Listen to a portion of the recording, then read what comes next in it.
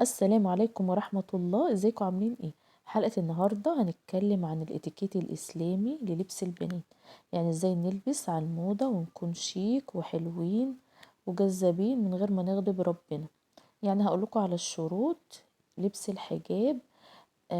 وهجاوب لكم على أسئلة كتيرة قوي، يعني أسئلة محيرة ناس كتير، ازاي يلبسوا من غير ما يغضبوا ربنا. يلا نتعرف الأول على شروط الملبس.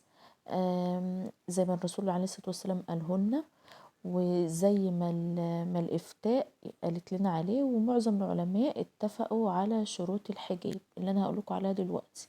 أول حاجة إنه يغطي كل البدن، يعني بدن كله مستور ما عدا الوجه والكفين. هو المباح إن انتي يعني ما يكونوش متغطيين من اللبس، انما بقية اللبس بيستر جميع البدن وجميع الجسم.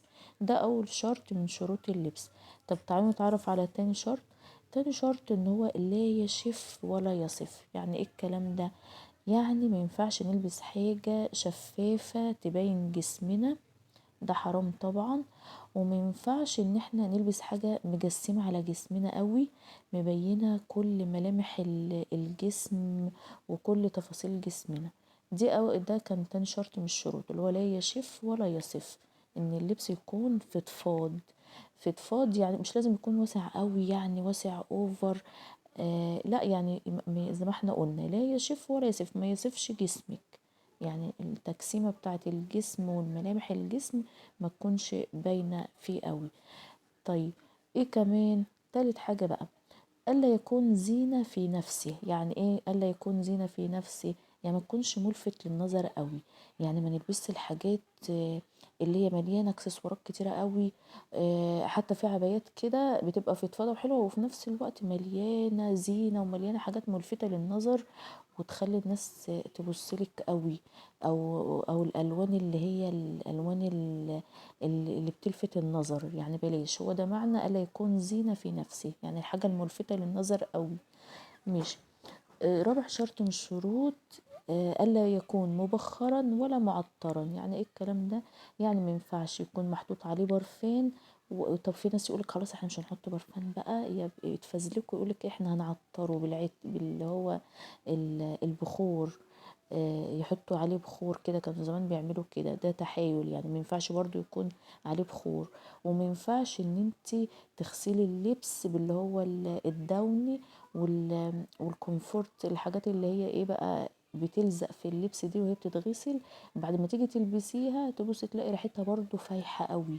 ما ينفعش. يعني حتى لو هتحط في الغسالة اللبس يتغسل، فلبس الخروج خليه لوحده واشطفيه بمية بس، من غير ما تحطي فيه المعطر اللي بيعطر الملابس. يعني خلي اللبس بتاع الشقة وكده هو اللي فيه المعطر والحاجات الجميلة دي، مباح يعني. انما لو انت لبس الخروج ما ينفعش خالص ان انت تكوني حاطه فيه برفان او حاطه فيه اي حاجه بتعطره وتكون ريحته باينه قوي وباينه للناس. ليه بقى؟ لان الرسول عليه الصلاه والسلام قال: ايام امراه تعطرت فمرت على قوم ليجدوا ريحها فهي زانيه. يعني حابه ان انت تكوني كده، تكون واحدة محترمة وجميلة، بس تعملي حاجة غلط تحطي برفان، يعني يصدر عليك الحكم ان انتي انسانة زانية وما يقبلكيش صلاة 40 يوم. ولو تركت الصلاة تبقى يبقى عليك حكم تاركة الصلاة. فبلاش البرفان خالص. انا هنزل لكم حلقة ازاي يبقى ريحتك حلوة وجميلة وميبقاش ريحتك عرق، وفي نفس الوقت آه يبقى يعني ايه، ما تغضبيش ربنا. فانتظروا معايا هقولك تحطي ايه على جسمك، ما يعني ريحتك هتبقى حلوه وما تطلعش خالص. يعني هنزل لكم كذا حاجه كده في حلقه تانية بقى. خلينا دلوقتي في اللبس. طيب خامس شرط بقى من الشروط انه يغطي كل البدن زي ده احنا قلناه ده. في شرط تاني ان هو لا يشبه لبس الرجال. يعني ايه الكلام ده؟ يعني الناس اللي بتلبس بناطيل جينز او وعليها شميزات كده زي بتاعه الصبيان، وتروح تشتري لبس الصبيان وحاجات كده على بعض كده متركبة على بعض لبس الصبيان. يعني انا بشوف بنات كتيرة كده ببقى مش عارفة ده ولد ولا بنت. ولا ده ايه؟ فده حرام، يعني ما يكونش متشبه بلبس الصبيان. عندك لبس كتير جميل وأمور ويخليكي بنوتة جميلة، ليه نروح نشتري لبس الصبيان؟ ليه؟ وفي حديث عن النبي عليه الصلاة والسلام: ليس منا من تشبه بالرجال من النساء ولا من تشبه بالنساء من الرجال، عليه أفضل الصلاة والسلام. مش حلو قوي زي ما قلنا. في لبس كتير للبنات جميل وامور، روحي اشتري من لبس البنات، ما تروحيش تشتري بقى الشميزات والحاجات السويت تيشيرت والحاجات دي بتاع الصبيان، بلاش. اخر حاجة بقى معايا اللي هو لا يشبه لبس الكفار، نساء الكفار. يعني ايه؟ يعني احنا ما نتشبهش مثلا في موضة طالعة في اوروبا او في امريكا او في اي دولة تانية اللي هم الكفار، اللي هم مش مسلمين يعني، نروح بقى نقلد الموضة بتاعتهم دي. في ناس كتيرة قوي بتجيب لبسها من بره وبتقلدوا وبيلبسوا اللبس بتاعهم. وفي ناس كتيرة برضو يعني ايه، انا مش عايزة اخش لكم في حوارات تانية، خلينا بس في حاجات محدودة كده، ان هو ما نتشبهش بلبس الكفار. ماشي. فالنبي عليه الصلاة والسلام برضو قايل الحديث هنا: من تشبه بقوم فهو منهم. فاحنا نشبه بنفسنا. انتم محيرين نفسكم ليه؟ في لبس كتير، لبس بنات، دريسات وجيبات وحاجات جامدة وحاجات حلوة كتير قوي. فنشتري من الحاجات دي ونلبسها. لينا نتشبه بالرجال وليه نخرج اللبس بتاعنا معطر؟ نمشي زي ما الرسول عليه الصلاة والسلام قال لنا، مش هنحتار بقى خالص. فانا قلت لكم على الشروط وهكتبها لكم في التعليق المثبت، هم 6 شروط. دي الضوابط الشرعية لللبس الشرعي. وعلى فكرة هنزل لكم برضو حلقة عن الحجاب الشرعي واشكاله وازاي تلفيه واللفات بتاعته وكده، واحدث حاجات كمان هتكون شكلها شيك وجميل. النهارده خلينا بقى في الملبس نفسه، مش هتكلم عن الحجاب النهارده، هنزله في حلقة لوحدها. هنزلكوا حاجات شيك برضو كده وتلفيها وجميلة ومناسبة للعصر اللي احنا فيه. وتابعوني يعني. الناس اللي مش مشتركة في القناة بتاعتي تتابعني، تحطولي اشتراك، ولو الحلقة عجبتكم حطولي لايك. المهم دلوقتي بقى خلونا في اللبس.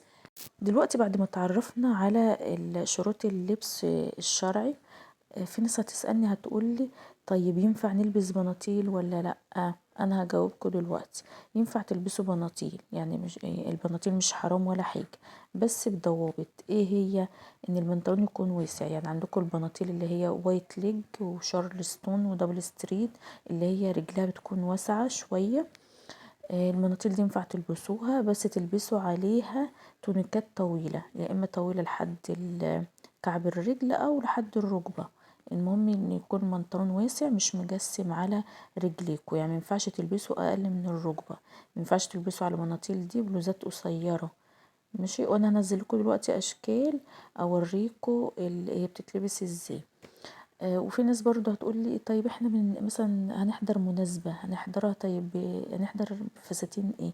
هوريكم برضه فساتين شيك جدا وجميلة وتنفع للمناسبات، وفي نفس الوقت متغضبش ربنا. فيها المواصفات اللي احنا قلنا عليها، ان هي واسعة وفضفاضة ومش زينة في نفسها. وشوفوا بقى الشروط اللي احنا قلنا عليها وطبقوها على اي لبس بتشتروه. والله العظيم لو يعني اعملوا كده، يعني من جواكوا كده قولوا: احنا عشان نرضي ربنا. هتبصوا تلاقوا نفسكوا شكلكوا جميل ومرتاحين نفسيا، وربنا هيسهلها لكم وييسرها لكم في كل امور حياتكم. وربنا يا رب يحفظكم ويفرح قلبكم ويستر على جميع بنات المسلمين يا رب العالمين.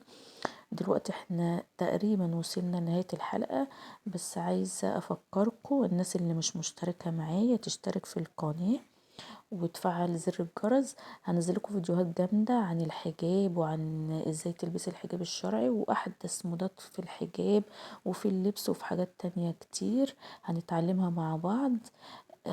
واللي عنده برضو حاجة عايز ننزلها وتكون في ميزان حسناته يكتب لي في الكومنت، واللي عايز نتكلم عن حاجة معينة في الاتيكيت برضو يكتبها لي في الكومنت.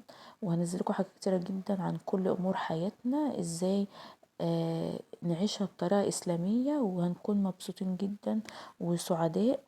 اللي بيمشي على الدين وعلى الإسلام بيكون سعيد وفرحان بحياته وبنفسه.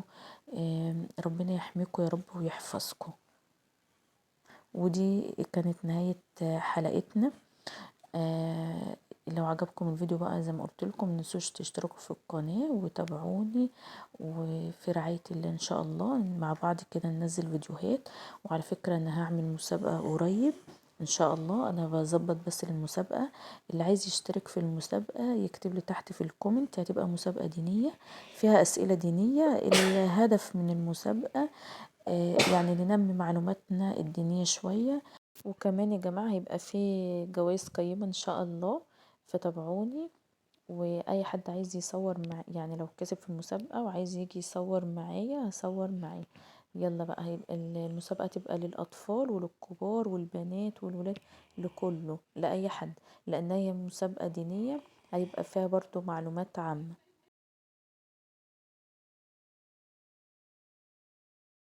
بشكر جدا كل الناس المتابعاني، وانتظروني في حلقة جديدة ان شاء الله. مع السلامة.